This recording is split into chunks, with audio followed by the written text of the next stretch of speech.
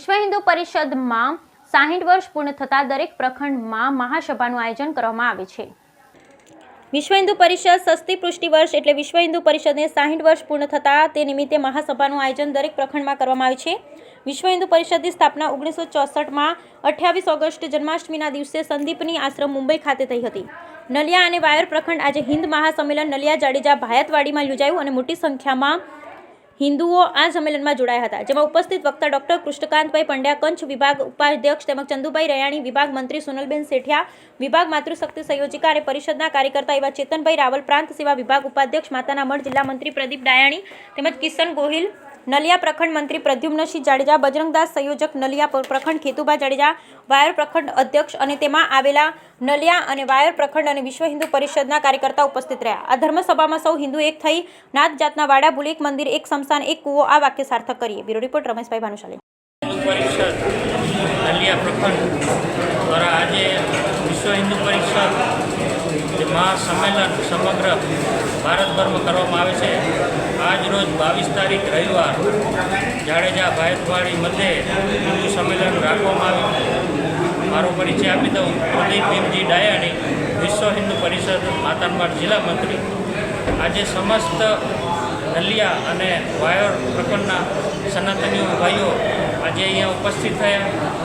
એનામાં ડૉક્ટર કૃષ્ણકાંતભાઈ પંડ્યા, ચંદુભાઈ રયાણી તેમજ સોનલબેન સેઠિયા તેમના તરફથી માર્ગદર્શન મળ્યું। આજ રોજ ભાયતવાડી મધ્યે સૌ જાગૃત સનાતનીઓ હિન્દુ ભેગા થયા। અહીંયા ષષ્ઠી પુષ્ટિ વર્ષ એટલે 60 વર્ષ પૂર્ણ થાય છે વિશ્વ હિન્દુ પરિષદને।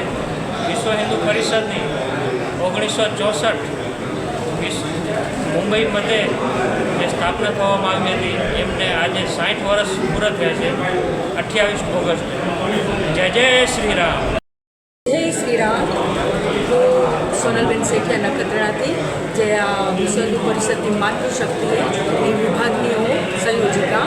આજે બહુ ખુશીની વાત હતી કે આજે નલિયા મુકામે અહીંયા હિન્દુ મહાસંમેલન યોજવામાં આવ્યું અને એમાં અમને સાક્ષી રહેવાનું એક અહોભાગ્ય મળ્યું। આજે આપણે જે હિન્દુઓ ઉપર જે સમસ્યાઓ હોય એનો અહીંયા સરસ વિગતવાર બધા મહાનુભાવોએ વાતો કરી।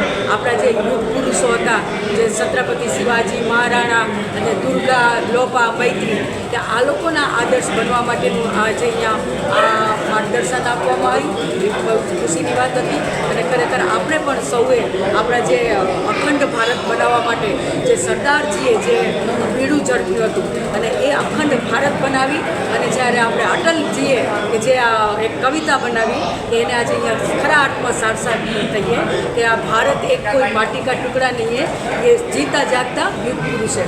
भारत ये अभिमान की भूमि है, ये स्वाभिमान की भूमि है, अर्पण की भूमि है, तर्पण की भूमि है।